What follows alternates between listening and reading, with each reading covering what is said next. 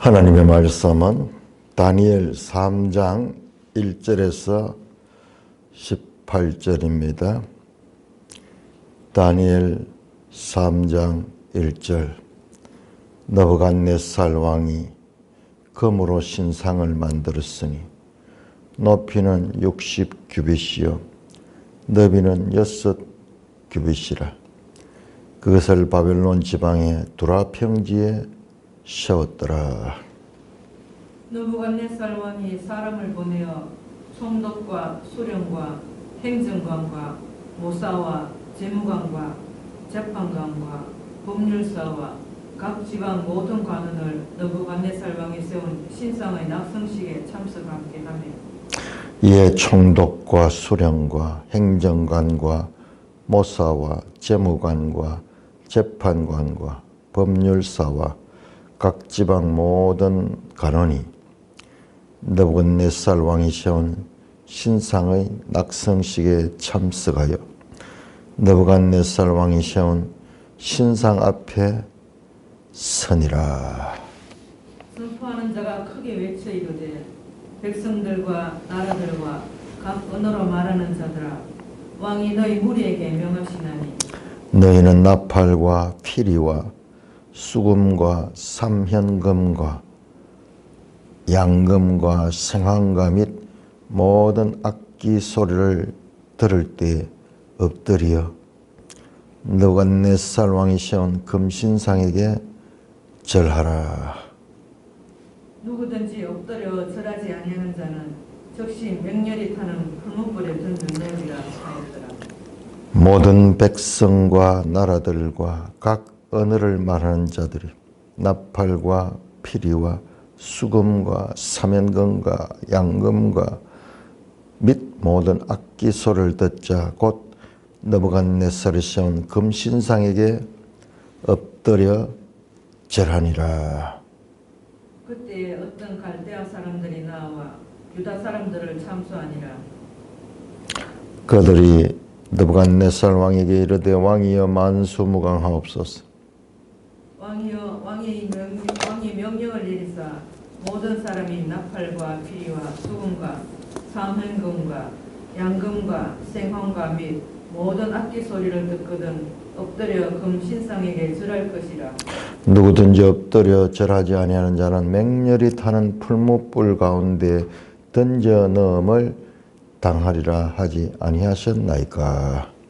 이제 몇 유다 사람 사드락과 메석과 아벳노고는 왕이 세워 바벨론 지방을 다스리게 하신 자이거늘 왕이여 이 사람들이 왕을 높이지 아니하며 왕의 신들을 섬기지 아니하며 왕이 세우신 금신상에게 절하지 아니하나이다. 느부갓네살 왕이 노하고 분하여 사드락과 메삭과 아벳느고를 끌어오라 말하며 드디어 그 사람들을 왕의 앞으로 끌어온지라. 느부갓네살이 그들에게 물어 이르되 사드락 메삭 아벳느고야 너희가 내 신을 섬기지 아니하며 내가 세운 금신상에게 절하지 아니한다 하니 사실이냐. 이제라도 너희가 준비하였다가 나팔과 피리와 수금과 삼현금과 양금과 생황과 및 모든 악기 소리를 들을 때 내가 만든 신상 앞에 엎드려 절하면 좋거니와 너희가 만일 절하지 아니하면 즉시 너희를 맹렬히 타는 풀무불 가운데 던져 넣을 것이니 능히 너희를 내 손에서 건져낼 신이 누구이겠느냐 하니. 사드락과 메섹과 아벳느고가 왕에게 대답하여 이르되 느부갓네살이여 우리가 이 일에 대하여 왕에게 대답할 필요가 없나이다. 왕이여 우리가 섬기는 하나님이 계시다면 우리를 맹렬히 타는 풀무불 가운데서 능히 건져내시겠고 왕의 손에서도 건져내시리이다. 그렇게 하지 아니할지라도 왕이여 우리가 왕의 신들을 섬기지도 아니하고 왕이 세우신 금신상에게 절하지도 아니할 줄을 아옵소서. 오 하나님 아버지 은혜를 감사합니다. 오늘 다니엘 3장을 통해서 하나님께서 우리에게 말씀하시고 있는 그 뜻을 잘 깨닫게 하여 주시옵소서. 예수님 이름으로 감사하며 기도드리옵나이다. 아멘. 자, 이 3장은 6장과 대꾸를 이루습니다. 지금 3장에서는 다니엘의 세 친구가 신상에게 절하지 않다가 풀무불에 던져지는 사건이고, 6장에서는 다니엘이 이 기도를 하지 못하게 했는데도 불구하고 하루에 3번 기도하다가 고발에 의해 가지고 사자굴에 던져지는 이야기예요. 그 둘 다 왕이 등장하죠. 왕이 등장해서 하는 그런 내용. 그러니까 다니엘서는 이렇게 대꾸를 이루고 있는 이야기다. 그걸 통해서 마치 두 정인처럼 한 사건뿐만 아니라 이 중요한 두 개의 사건을 통해서 바벨론 같은 이 세상 나라를 살아가는 성도들이 어떻게 신앙을 지키며 살아야 될 것인가. 때로는 세상 가운데 협력하고, 이분들은 적극적으로 협력해가지고 바벨론의 고위 관직까지 올라갔던 사람들이잖아요. 그러나 그들이 우상을 숭배하는, 하나님을 거역하고 우상을 숭배하는 하나님의 법과 충돌되는 그 법, 십계명의 이 법과 세상 법이 충돌했을 적에, 그때는 하나님의 법을 위하여 과감히 세상 법을 무시할 수 있는 신앙의 하나의 모델을 보여줍니다. 자, 세상과 관계는 될 수 있으면은 협조적이고, 그리고 세상의 권위에 순종해야 되지만은, 그러나 그 권위가 하나님의 법과 충돌을 이룰 때는 하나님의 법을 선택할 수 있는 것이 성도의 삶이다. 흑백 논리가 아니고 무조건 세상과 저항해가지고 세상과 구별되는 것이 아니라 세상 안에서도 합력하여 선을 이루는, 그러나 그 법이 하나님을 섬기는 법과 충돌할 적에는 과감히 하나님의 법을 택하며 살아야 되는 우리 성도들의 삶을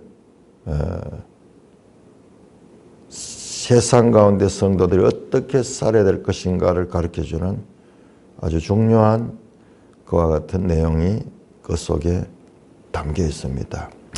오늘 본문을 읽다 보면 뒤에도 나오는데 계속 반복되는 이야기들이 있어요. 자, 그 반복되는 이야기 첫째로 거기에 직분들입니다. 직분들. 2절에 보니까는 총독과 수령과 행정관과 모사와 재무관과 재판관과 법률사와 각 지방의 모든 관은 8개 직분.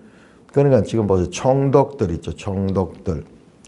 총독은 식민지를 다스리는 그와 같은 책임자죠. 우리 예수님 시대의 빌라도 같은, 우리 일제시대 때 조선 총독부가 여기에 있었죠. 그러면 이 나라가 느부갓네살 왕이 세계를 지배하고 있는 것을 알 수 있고요. 수령들과 행정관과 모사와 재무관과 재판관과 법률사. 오늘날 어떤 이 직임과는 조금 구별이 될 수도 있겠지만은 좌우간 아주 상세하게 8개 직임을 한 번만 나오는 게 아니라 3절에 또 나와요. 또 나와.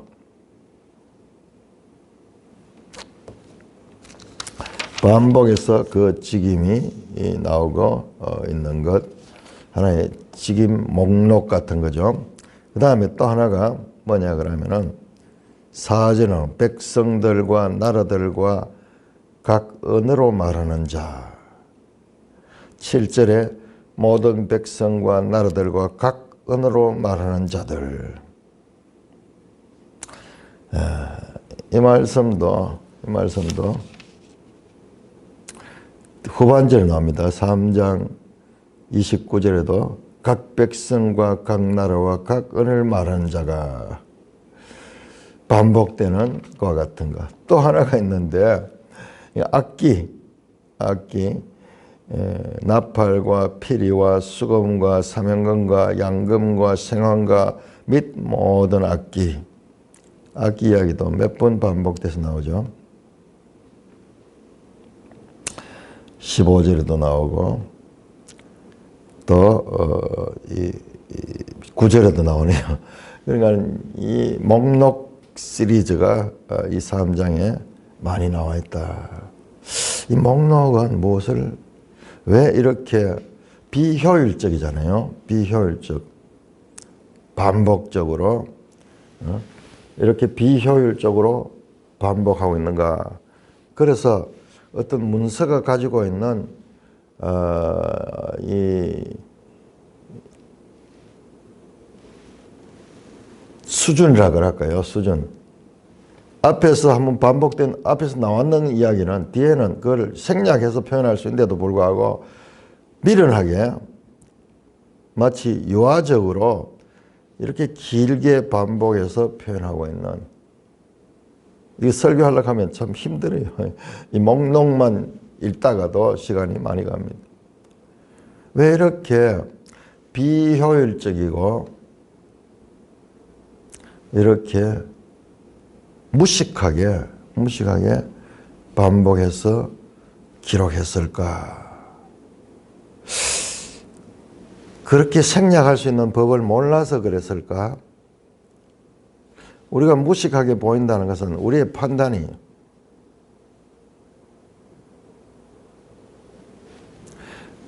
그러니까는 이제 비평학자들은 성경의 권위를 낮춰보는 거예요. 봐라, 이 문장이 얼마나 비효율적이고 그리고 이렇게 유화적인 그런 반복이 계속 일어나는가. 이런 정도는 생략하면서 딱 본론을 잘 풀어나가야 되는데 이 이야기하다 시작을 따가네. 예를 들면 교회에 있는 성도들 이름을 하나하나 다 부르는 거예요. 누구 왜 몇 명 이러면 되는데 처음에는 그렇게 부르더라도 그걸 계속 이름을 다 부르는 거예요. 얼마나 문장이 비효율적이에요. 자, 그렇게 불신하는 입장에서 성경을 비평할 수도 있지만 반면에 우리가 믿음을 가지고 보면 이 부분이 그렇게 중요하기 때문에 반복하는 거라. 반복하는 거라. 왜 그러면은 반복할까? 자, 8개 관직. 이것은 바벨론의 관료 집단과 모든 이 총망라하는, 모든 권력을 총망라하는 그런 관료 집단과 그 다음에 모든 백성과 나라들과 각 언어. 바벨론은 제국이니까는 여러 나라 사람들이 거기 와서 지금 이 제국을 중심으로 살아가고 있죠. 백성과 나라들과 각 언어를 말하는 자들. 8개의 관직은 바벨론의 모든 관료 집단과 그리고 그 나라를 구성하고 있는 모든 백성들과 나라들과 각 언어를 말하는 자. 생각나는 거 없어요. 성경에서 이걸 보면은 이거는요, 이 세상 모든 나라의 인류를 뜻하는 상징적인 표현이에요. 대홍수 이후에 바벨에서 여호와를 반역하여 인간 나라를 만들려는, 자, 우리 이름을 내고 저 하늘에까지 닿자, 흩어짐을 면하자 하면서 인간들이 단결해서 집단 행동을 하다가 하나님께서 그 언어를 혼잡케 함으로 말미암아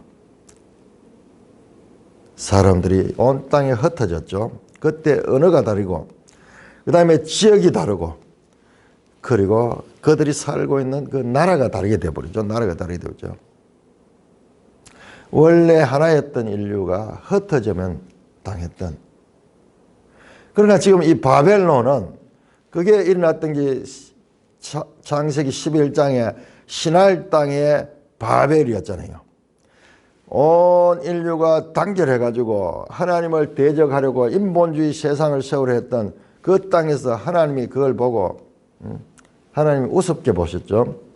우습게 보셨죠. 인간들이, 피조물들이, 개미떼 같은 존재들이 모여가지고 하나님 앞에 하나님같이 높아지고 하나님을 대적하겠다니까는 하나님이 그들의 언어를 혼잡해 가지고 그들이 다 흩어졌죠. 지금 다니엘 3장 같은 장소 갈대아 신할 땅에서 세계 제국의 왕이 된 느부갓네살이 그 모든 직임과 모든 백성들 언어 다르게 하는 자들을 다 모아 가지고 신상을 숭배하라. 여러분 여기에서 우리가 또 하나의 바벨탑을 볼 수 있지 않습니까? 바벨의 정신은 흩어진 거야. 역사를 통해서 계속 반복되고 있다. 나중에 알렉산더가 나와가지고요. 알렉산더의 꿈이 바로 이거예요. 헬라를 중심으로 해서 온 세상을 하나로, 한 국가로 통치하는 그런 세상을 만들려고 해요. 이게 바로 헬레니즘서, 헬레니즘. 그래서 언어를 다 통일시키고 전부 다 제압해가지고 총독을 세우고 그렇게 해서 나라를 하나로 세우자 했다.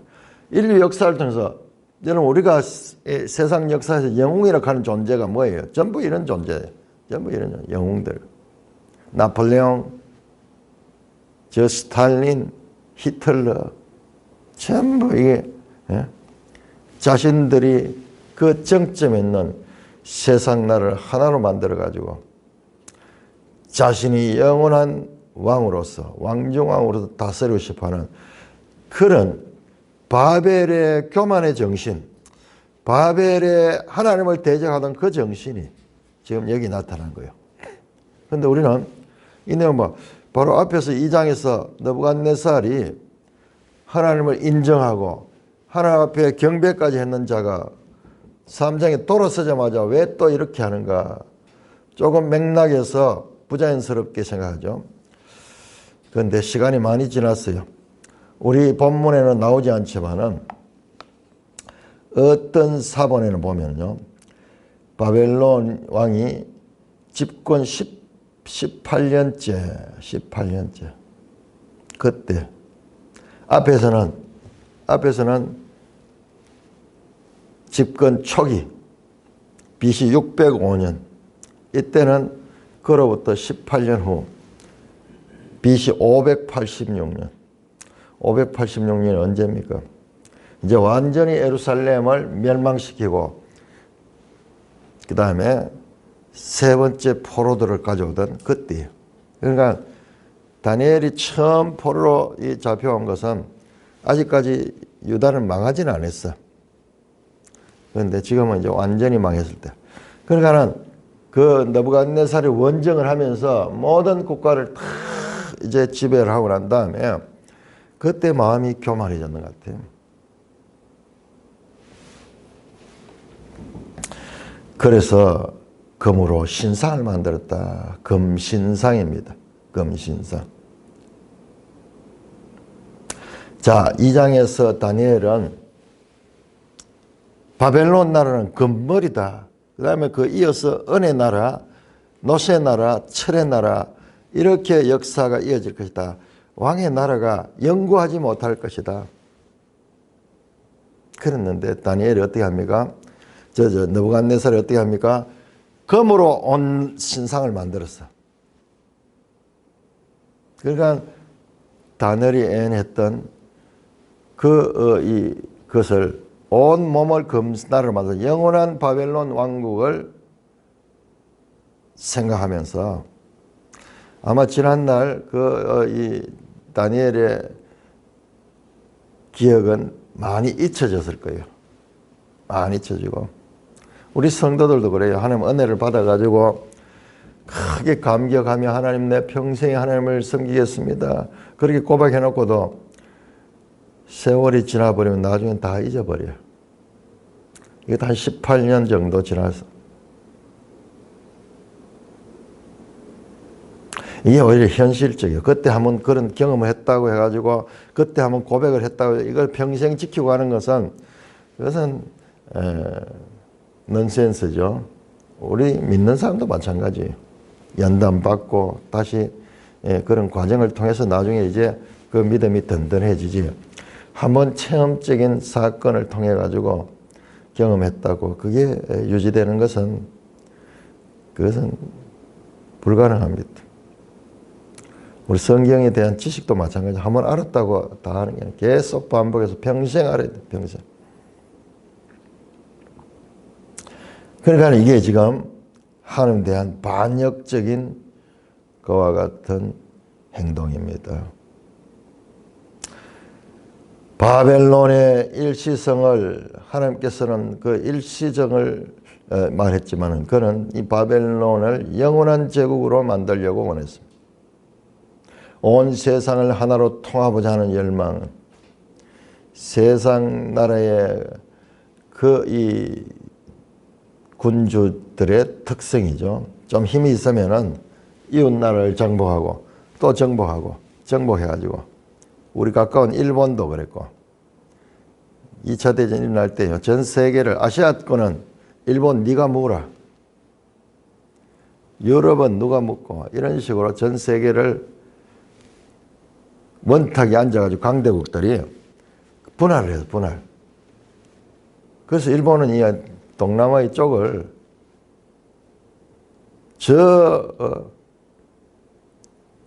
동남아시아까지 다 진출했잖아요. 그런데 우리가 참 믿기지 않는 게 그렇게 식민 지배를 여러 나라 하려고 하면 군사가 많아야 될 거 아니에요. 그때 일본의 군인들의 수가 600만 명이었대. 600만 명. 와. 우리나라가 최고로 군인들이 많을 때가 60만 명, 60만 명. 지금은 점점 줄고 있다 하는데. 아니, 그 10배예요. 100년 전에. 엄청난 준비를 했죠. 군수 공장이 있고 비행기를 만들 줄 알고 그랬어요. 참 놀라운 그런 일이었습니다. 자, 뿐만 아니라 금으로 신상을 만들었고 금으로 신상 만드는 것도 2장과 연결해서 보면은 이게 반역이죠. 영원한 제국을 만들겠다는 생각이에요. 그 다음에 그 금 신상의 모습을 보시면은 높이가 60규빗, 우리로 환산하면은 미터로 환산하면은 한 30m 정도 된다. 어마어마하죠. 30m 높이가 되는. 와. 그 다음에 너비는 6규빗, 한 4m 정도 되는. 그냥 거대한 신상입니다. 우리 세계 역사에서 이만한 신상이 있었는가? 남아있는 게 있는가? 없어요. 그런데 이 고대 유물에 관한 정보를 보면 이보다 더 큰 게 있었어. 그게 그리스의 그 로도스 거상 하는 건데요. 그건 이제 이렇게 섬과 이 육지 사이에 세워졌는데 두 발을 벌리고 서 있는데 그 거랑이 사이로 이제 배들이 다닌 거예요. 로도스 거랑. 지금은 이제 그냥 기록들에 의해 가지고 추정해 가지고 나온데 이보다 더 큰 거상이 만들어요. 고대인들은 크게 만드는 크게 만들어서 권위를 나타내려고 하죠. 그러면서 지금도 마찬가지죠. 지금은 이런 상보다는 건물, 더 높은 건물, 누가 더 높으냐, 누가 더 하늘까지 높아하느냐, 이걸 가지고 경쟁을 하고 거기에 대해서 자부심을 가지죠. 자, 그런데 60규빗과 6규빗이라 66이네요. 66. 그 6은 계시록 13장 18절에만 6은 사람의 수라고요. 사람의 수. 곧 짐승의 수다. 사람의 수며 짐승의 수다. 사람이 하나님을 떠나고 하나님을 대적하면 사람이 짐승이에요, 짐승. 그래서 다니엘 7장에도 짐승 이야기가 나오는 거예요. 짐승 이야기가 나오는 거예요. 그럼 계시록하고 이 다니엘이 이런 면에서도 지금 서로 상통하고 있잖아요. 하나님을 떠난 사람, 존귀하게 지음을 받지만 하나님을 떠난 사람은 짐승 같은 존재야. 그래서 그 수가 사람의 수, 짐승의 수다. 666인데 여기는 66이네, 66. 이런 면에서도 인본주의적인 그런 하나님을 대적하는 그런 수가 여기에 나오는 거예요. 그러니까 참 성경에 보면은 어느 하나도 그냥 소홀히 볼 수가 없는 거죠. 그것도 바벨론 지방의 두라 평지에서, 평지에서는 이 바벨론 지역은 산이 많이 없어요. 산이 거의 없는 것 같아요. 여기 강가에 있고 아주 평야 지역이 많아요. 평지. 그러니까는 산이 있고 이러면은 좀 이 크기가 높은 산에 비해 가지고 좀 이렇게 상대적으로 낮아 보이긴 평지 위에 세우면은 더 극적인 그런 느낌이 나가죠. 북한의 저 김일성이 상이 김일성, 김정일 산이 북한에 2만 몇 개가 있다 그래요. 2만 몇 개가. 와, 참. 그러면 그 나라는 완전 사람 중심의 나라, 사탄의 나라, 사탄의 나라. 사탄이 지배하는.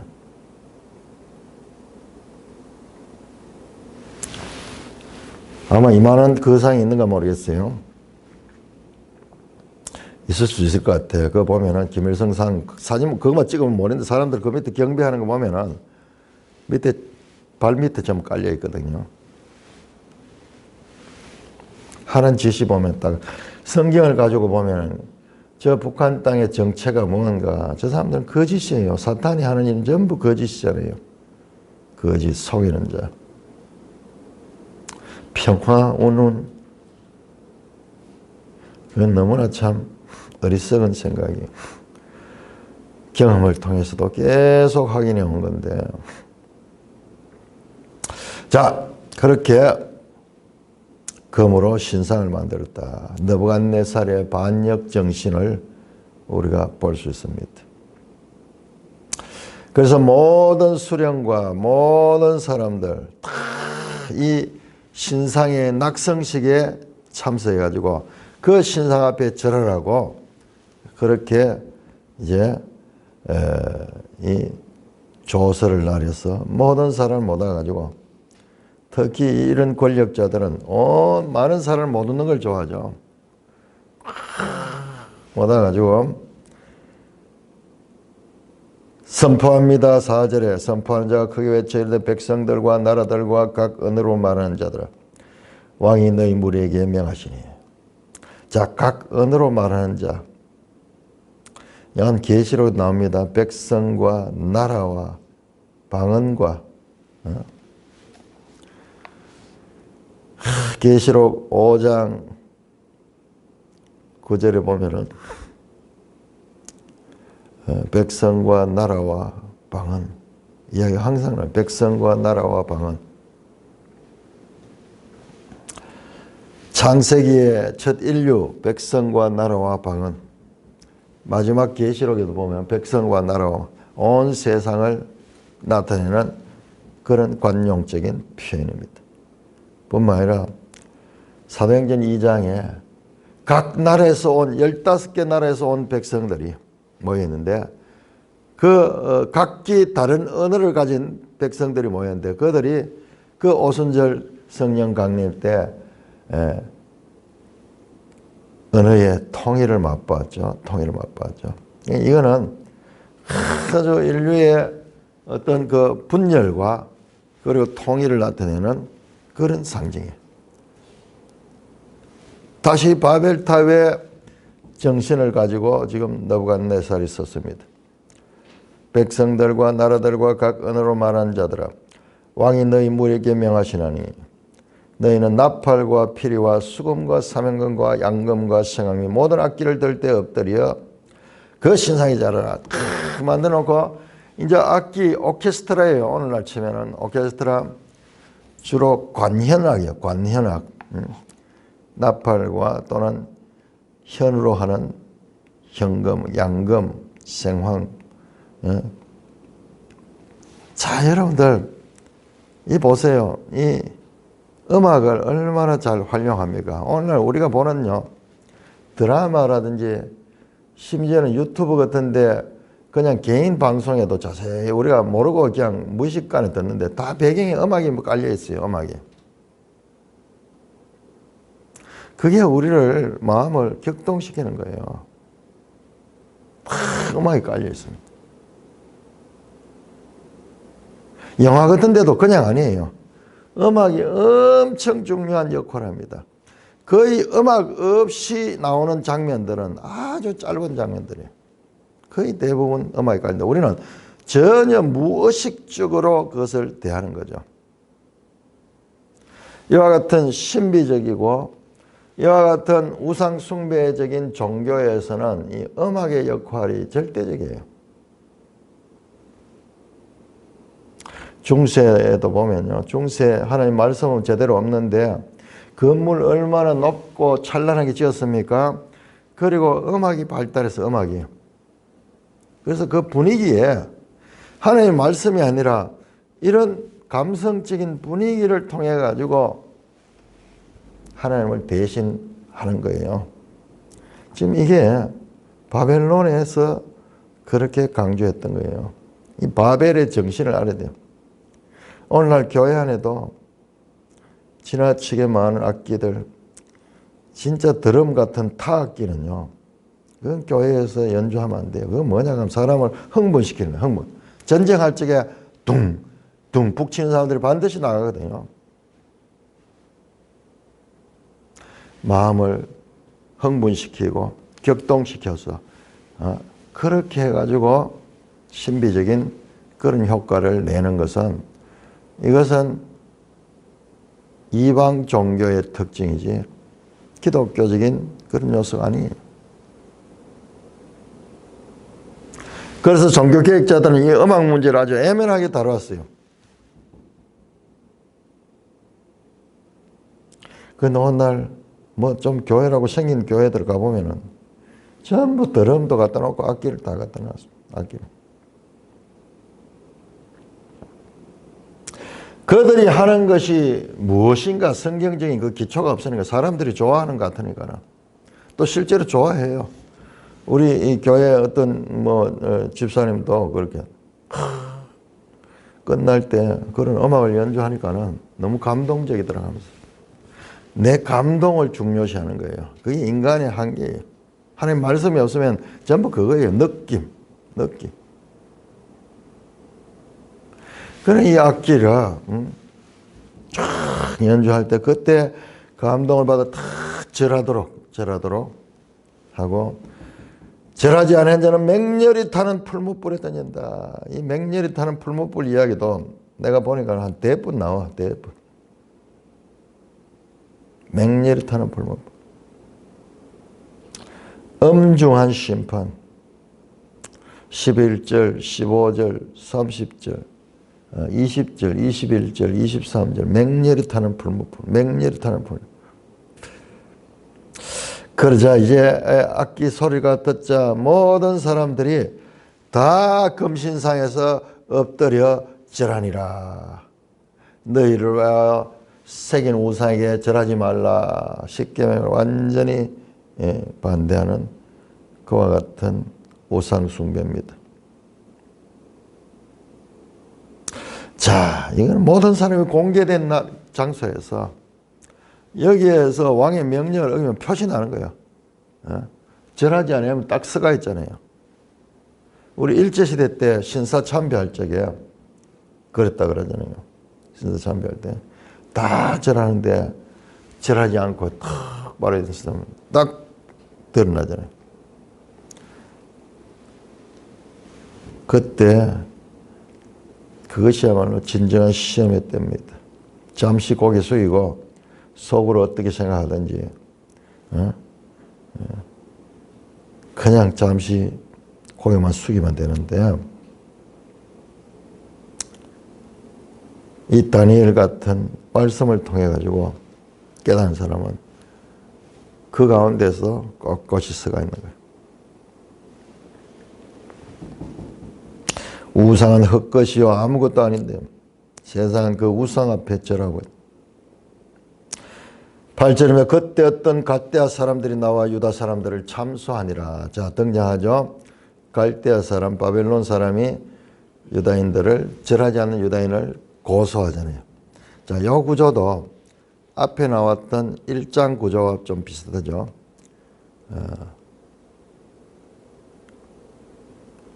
지금 여기 반복이 돼요. 6장에 또 가면은 또 참수하는 사람이 나옵니다. 하나님의 백성에 대해서는 이 세상 사람들은 이 참수하고 고발합니다. 우리 교회 전도협회에 다니는 어느 자매님이 전도를 하니까는 주위에서 요즘 참수한다 해요. 얼마나 참 성경적인지 감사한지 몰라요.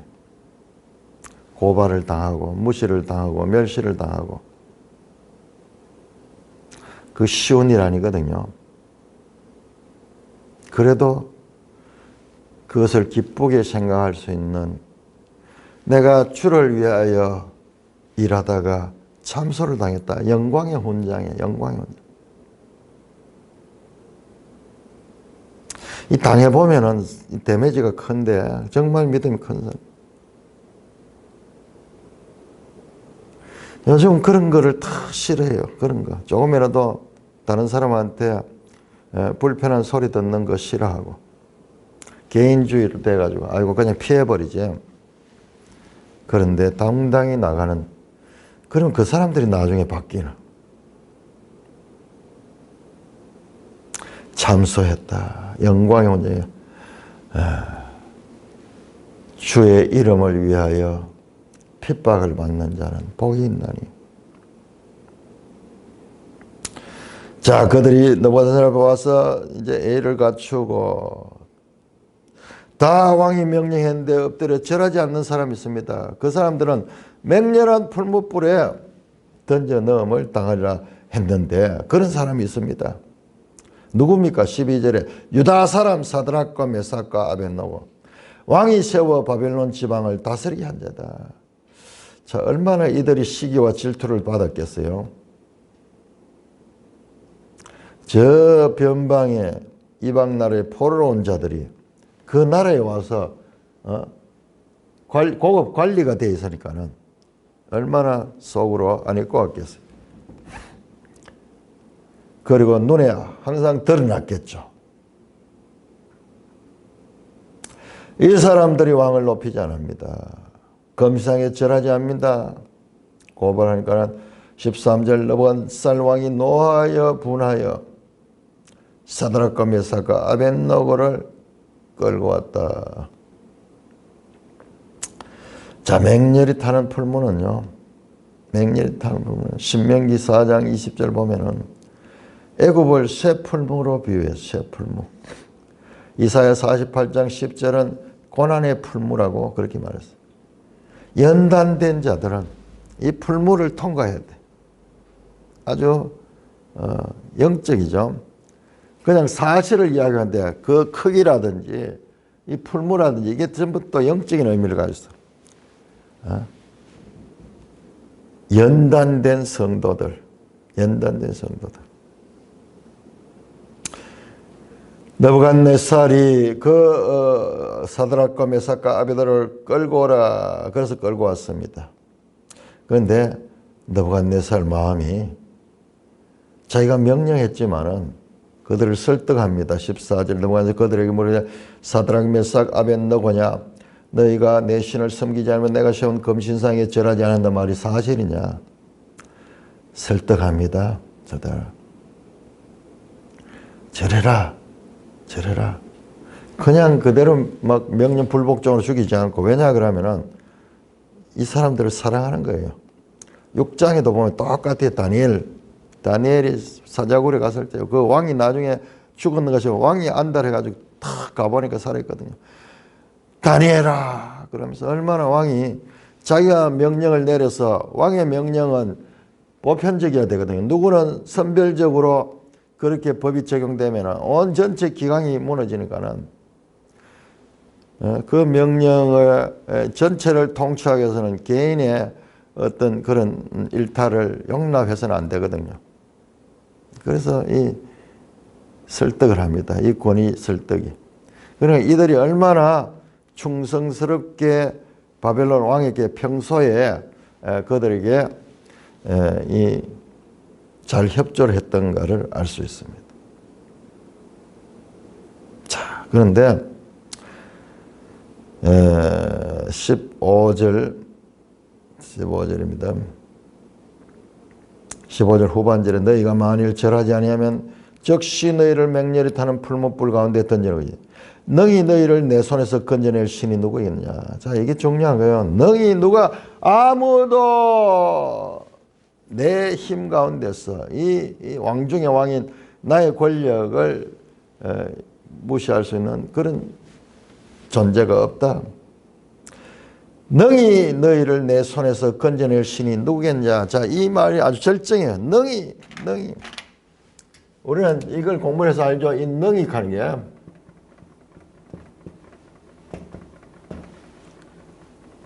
아무도 할 수 없다는 거. 할 수 없다. 그 말이죠. 아무도 이것을 내 손에서 구원할 자가 없다.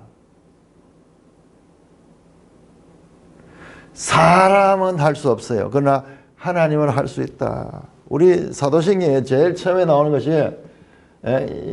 이거예요. 전능하사. 참 이거 보면은 너무 놀라운 말씀이에요. 전능하사. 사람을 할 수 없지만은 하나님은 할 수 있는 존재다. 전능하사 천지를 만드신 하나님 아버지를. 세상 왕의 입을 통하여서 아무도 할 수 없다. 사람은 할 수 없다. 신들도 이 마르둑 신, 세계를 지배하는 마르둑 신의 나라 이 바벨론 왕의 명령을 거역할 수 있는 자가 아무도 없다. 교만의 극치가 되죠. 교만의 극치가 되죠. 나중에 이 느부갓네살은 교만 때문에 큰 시련을 당하게 됩니다.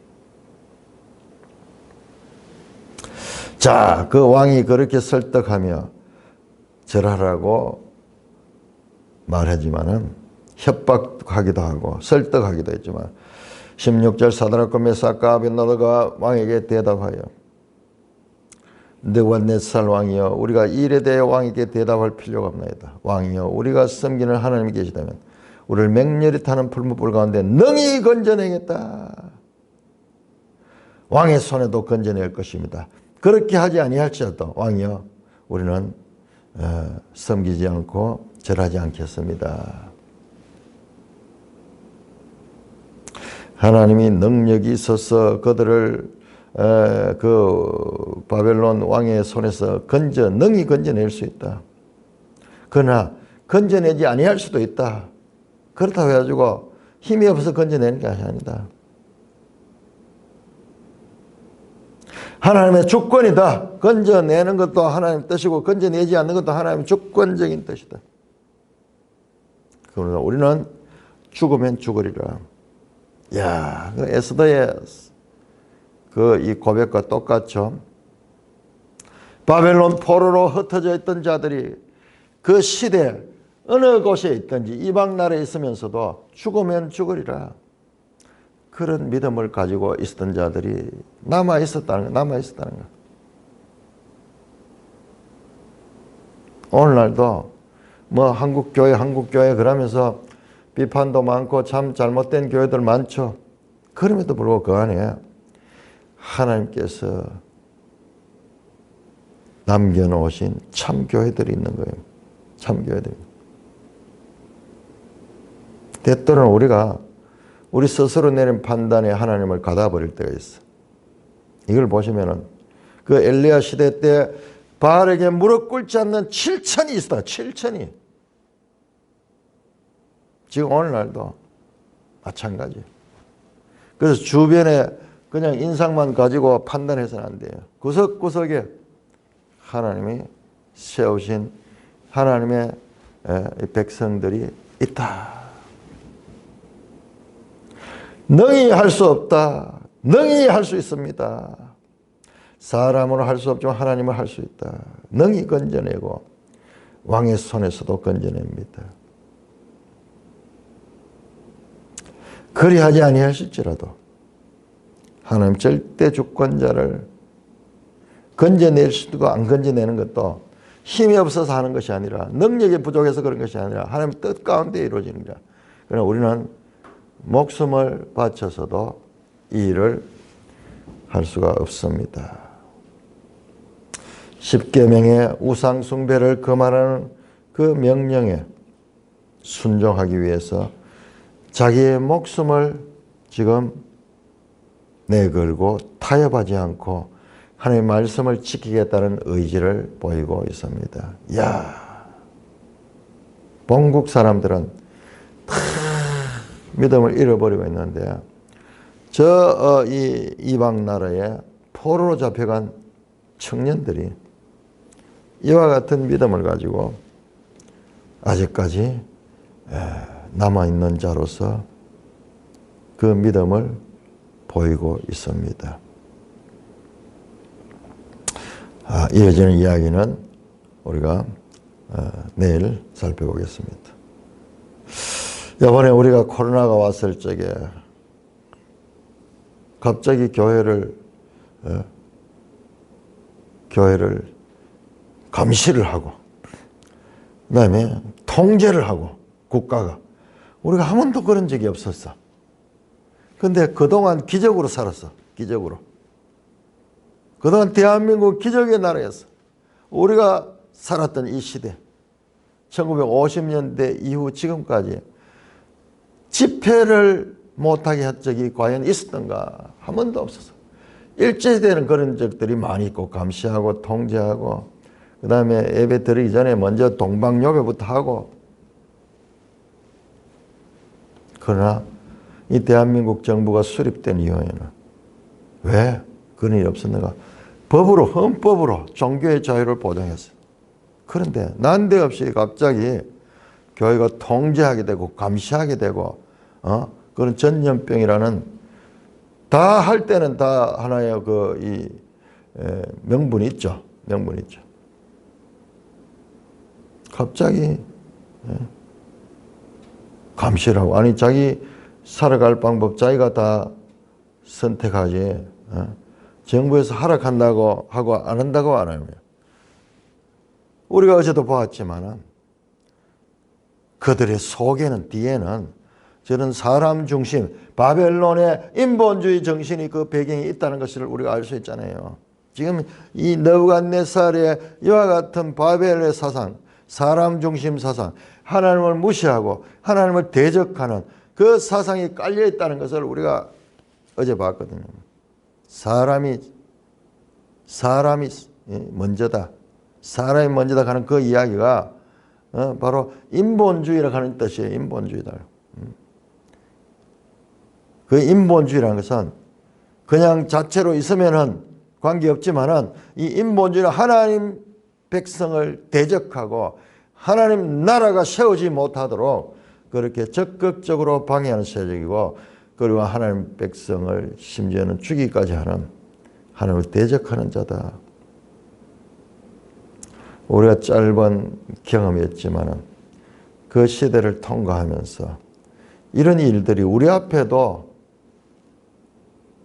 예외가 아니다. 우리 산돌교회가 그럼에도 불구하고 거기에 굴복하지 아니하고 계속 예배를 드릴 수 있었던 것. 참으로 귀한 경험이었고 또 성도들이 다니엘서를 통해서 말하는 이런 시련 우리도 한번 경험했기 때문에 조금이라도 여기에 실감할 수 있어요. 그런데 정말 세상에 바뀌어가지고 그런 권력이 더 강력하게 헌법을 바꾸고 그렇게 하면서 했을 적에 우리가 목숨까지도 바쳐서라도 신앙을 지켜야 되는 거. 그렇게 할 수 있는 것은 하나님 말씀을 바르게 알 때 가능하지 아니면 불가능해요. 몸을 죽일 수밖에 없는 자들을 두려워하지 말고 몸과 영혼이 멸하는 자를 두려워하라. 어차피 한번 죽을 몸입니다. 이렇게 다니엘서가 오늘 우리에게도 현실적인 메시지를 전하고 있는 말씀으로 다가오고 있는 것입니다. 찬송가 312장입니다.